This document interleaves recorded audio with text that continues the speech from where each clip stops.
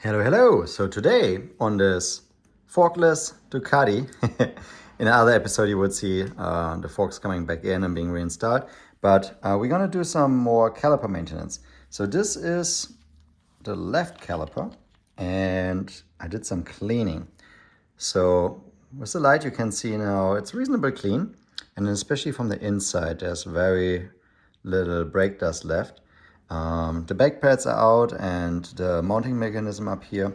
So I will just hook this back in and show you the other side in contrast. So mind you, they have probably never been cleaned before. And I'm going to show you how to remove all the pads, this backing. You can see already by the collar there's so much brake dust on it. And I put an old brake pad in there so they don't close. You see there's a little bit of damage on one of the brake pads, but they're old anyway, so I'm probably gonna toss them, so it doesn't matter. But yeah, tons of dirt. And here's some oil from the leaking fork. So we're gonna take this one apart and then clean it and make it as nice and almost as new as that one. All right, let's get dirty. Okay, step one on this caliper.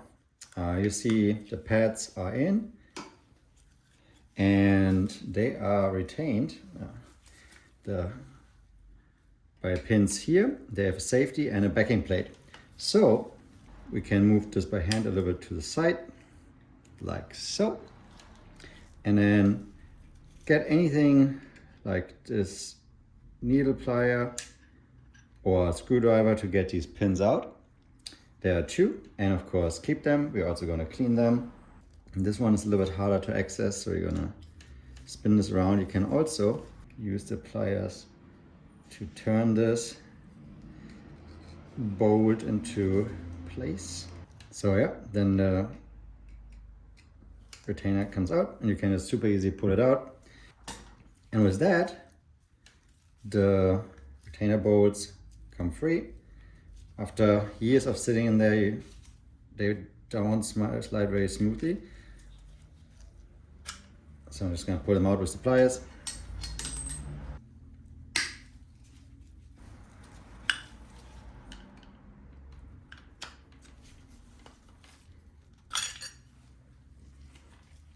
And then everything falls out. So catch the two brake pads. And we have also this clip on top. So you cannot really remove it by the hooks. You see it's really firmly in place. So I think this is the best way to remove it. And now we have really awesome access to this. But you will also see this is filthy. So let's get the hardware out of the way. You're gonna clean that separately. Now, this one is so dirty. I will start with some liberal use of brake cleaner. There's a chance that you will dry out the seals for the pistons a little bit, but I still like to get started to just really get some of the gunk off. And you will see what is all coming out, and it's only the start. So we'll get to go to town a little bit here. Now we got all this out. Is it clean? No, not yet. But now it's definitely a little bit easier to work on it. So as there are, nothing of this will touch the brake pads or the brake pad surface. So we will actually use some cleaner. I use my normal wax cleaner. And I like to, because these are so dirty, usually I just go and use a toothbrush and clean it. But because these are so dirty, I use this, so it loosens up the dirt. And if I just go in here with the, I will demonstrate like so, it creates crazy amounts of dust. I don't know if you can see this on the camera right now. Here you go. So this is all brake dust that I'm inhaling, not loving that, so I'm gonna spray it to contain, oh great. I'm gonna spray it to contain the brake dust and also break it up. And also just use some wax so it leaves a little bit of lubrication behind, which is nice. And now we're going to town. And the white foam turns black right away. Okay. Gross.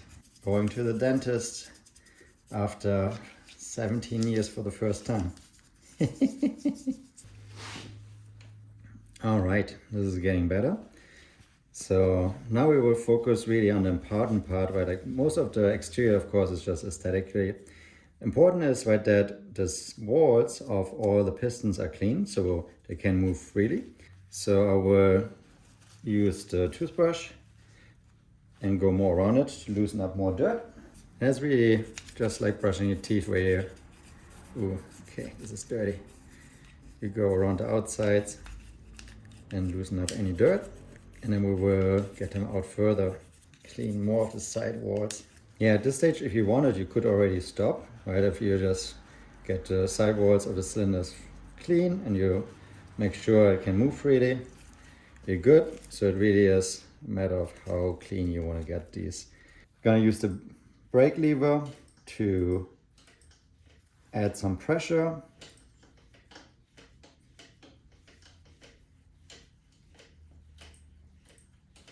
And you can see them come out. Make sure that you use your fingers to block some of them.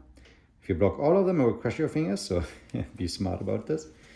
And then you see more of the sidewalls exposed, and we can clean them yet again.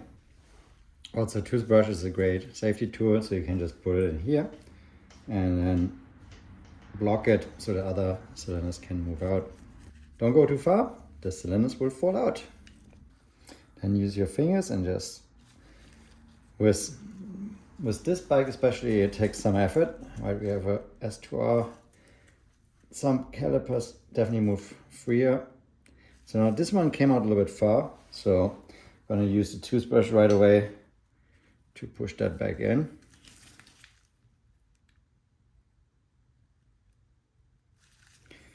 And now I'll just work them one at a time.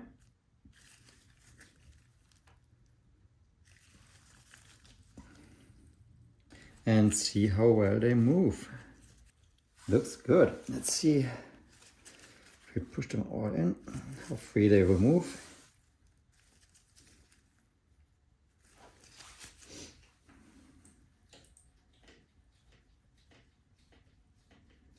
So 3 of them move pretty well. The third one here doesn't move.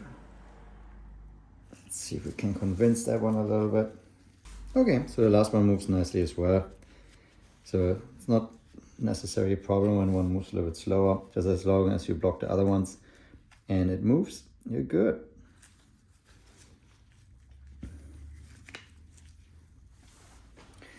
So we're pretty much done cleaning here.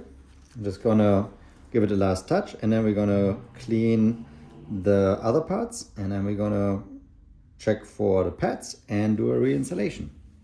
Alrighty, so the brake pads. Well, you first check how much of these grooves are left. That indicates how much life is there.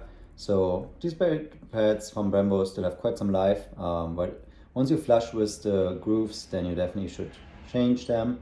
These have a couple of millimeters, and this is for me an older bike where I go around a little bit more relaxed. So definitely okay for my purpose. If you're planning to track it, I definitely keep a close eye on your brake pads and also what compound you use. For brake pads, of course, you won't get anything oily on it, but just to get some of the dust out, I will just use more brake cleaner, just spray it down like so, and you just get some of the gunk off. Not necessary, you can reinstall them as are. What important is that the holes here where the pins go through, that they are clean and not rough, so that the pads can slide more smoothly, so that way you get better wear and also the brake operation feels better. So yeah, just make sure that these get not contaminated with anything like wax, oil, etc. All right, so this one is hosed down. Just as a comparison, this is the dirty one. You see there's a lot more dust on it. I'm gonna hose this one down as well because it's fun. And it smells like alcohol. And in case you're curious, now you can also see all the details on what kind of pads these are in case you want to order them. All right. Now let's put them aside so they don't get contaminated, like I said. This clip is full of brake dust, and all we need is just a rag, maybe use a little bit of cleaning wax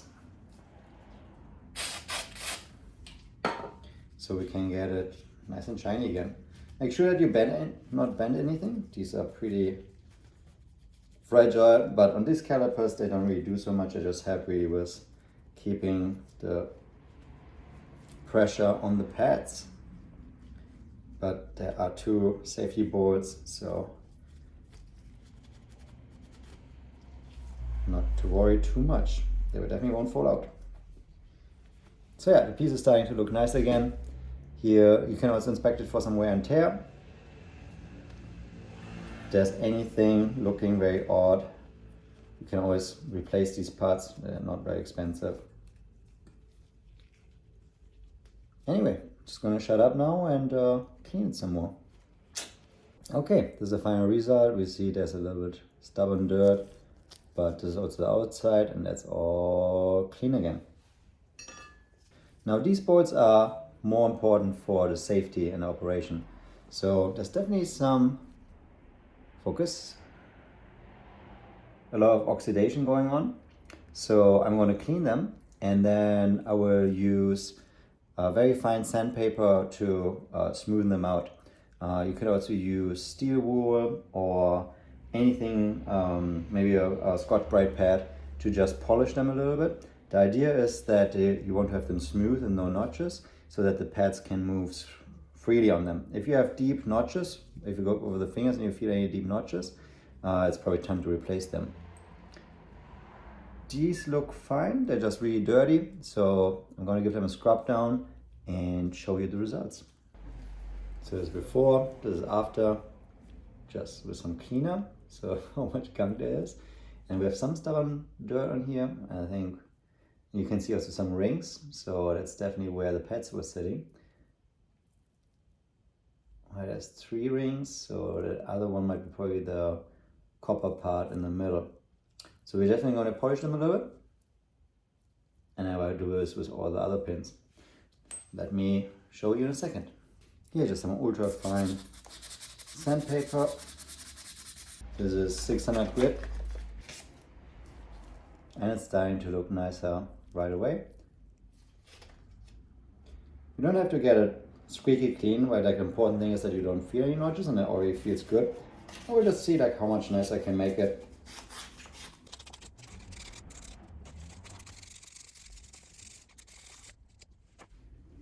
Alright, and there we have it. So I got most of the stubborn dirt off. This looks really good. Just a comparison, this was before, this is after. So yeah, just a little sandpaper, a little cleaner. And I'm gonna do this now with the other ones so they all look new again, because this is disgusting. And then, just to be thorough, and apologies, my gloves are a little thin, they give up very quickly. These little 2 guys. So just gonna put them on my towel.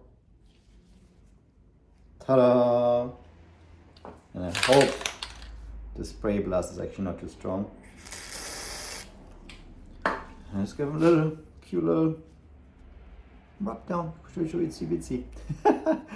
But yeah, seriously, they're very small, they're easy to break. But you will see if you just give them a little love, they look completely different. So look, they're silver, not black.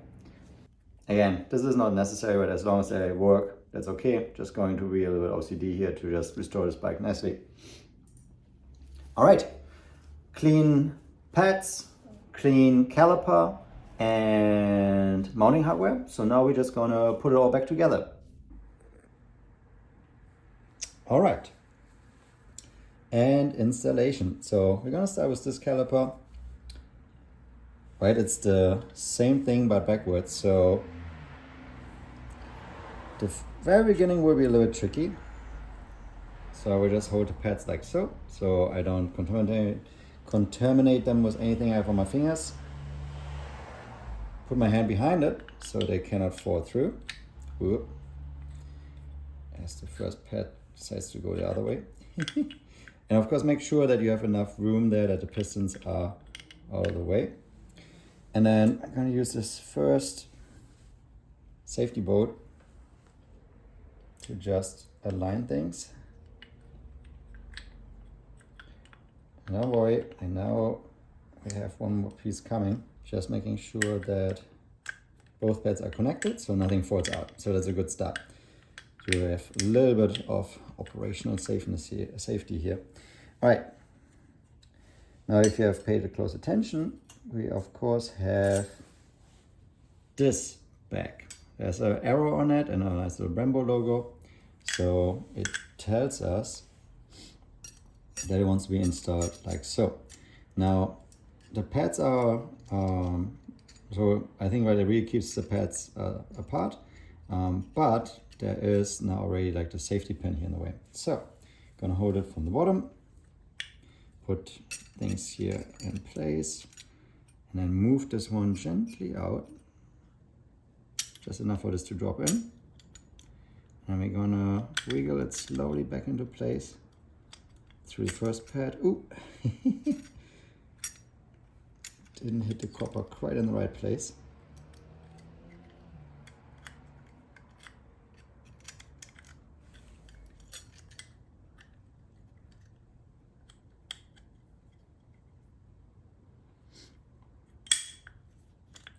All right, this time it worked. So yeah, I probably didn't do the best job filming it, but you can do it like this. It just takes a little bit of time, and then make sure that the arrow goes into the direction that the wheel would move. And yeah, with a little bit of moving it back and forth, you get it in place. Just like I took it slow and then it worked. Before it falls out, I will use the safety pin and then do it for a second one.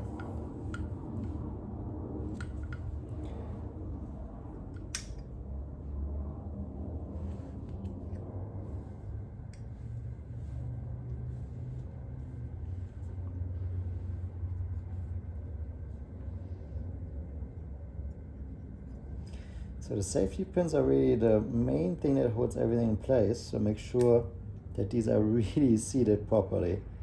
If not, you will get in big trouble. AKA brake pads fall out while you go. Whee!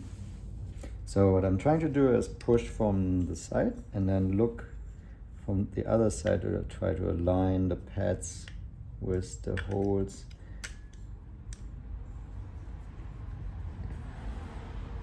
And then you get pretty far. I don't know if you can see this at all. It's hard to lift it because of the steel braided cable.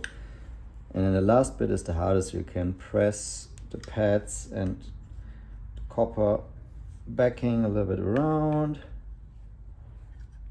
until you find out eventually how to get it closer to the desired location. And voila, it came through. It is a little dirty, but I will clean it up. And now, safety pin, again, make sure that this pin goes all the way in, like so. And also, I like to push it a little bit aside,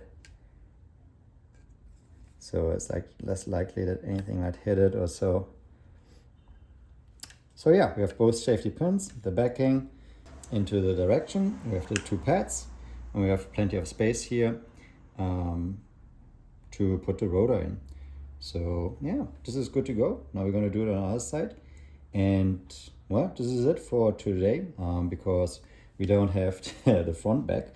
So we're going to need that to put this on. So the next one, we're going to flush the brakes and get also a new reservoir going. This is just my little trick here to keep them when I squeeze the other caliper, right? So if you move one, the other one moves as well. So always make sure to put something in there, because else getting them apart if there's nothing in between is really, really, really annoyingly hard. And as this is a restoration video, we have here a little bit of rust and corrosion, which is really annoying me, which is the holder clip for the brake line. So I'm gonna get an Allen, loosen this up, and then have a look to get this out, and then polish this to make it look nicer again. All right, be back in a second. All right, this is an orange Vera size 5.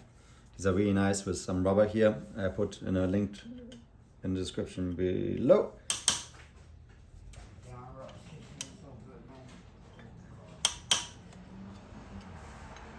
Oh, no Loctite, but it was still in there good. Bolts look good. Tiny little bit of corrosion, but nothing on the tread, so good.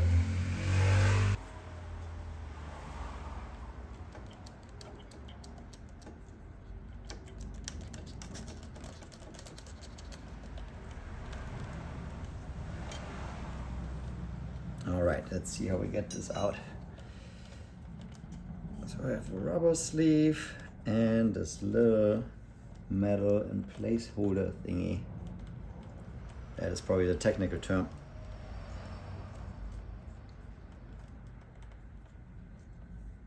All right, let go.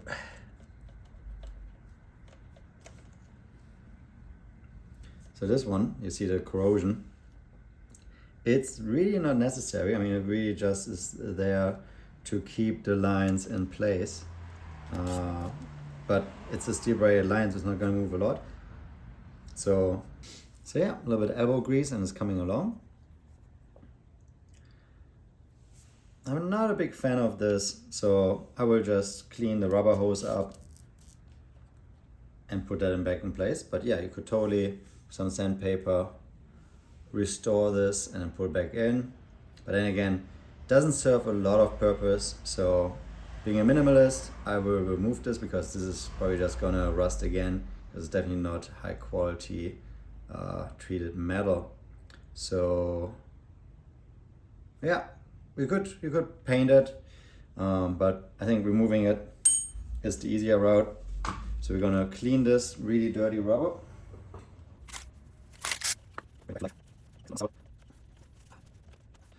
Again, and then we will try to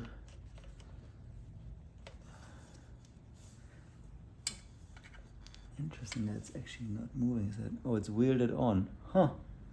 Okay, so it's holding that part. All right.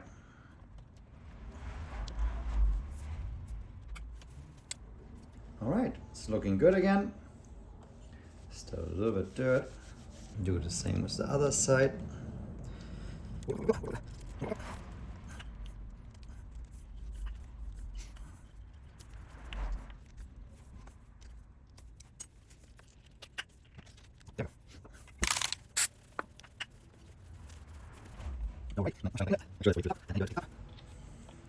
Now,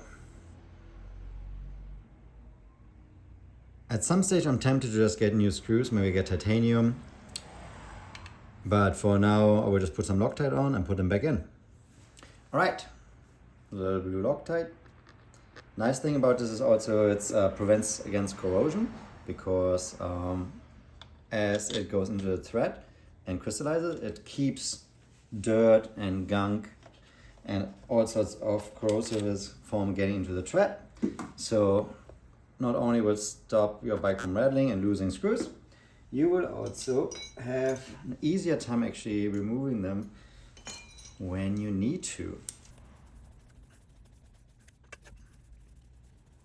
All right, let's knock them down.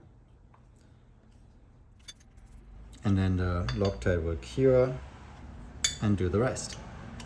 One step closer, and that's for it today. Next time we're gonna do the brake reservoir and bleeding the brakes. All right, until then, bye bye for now.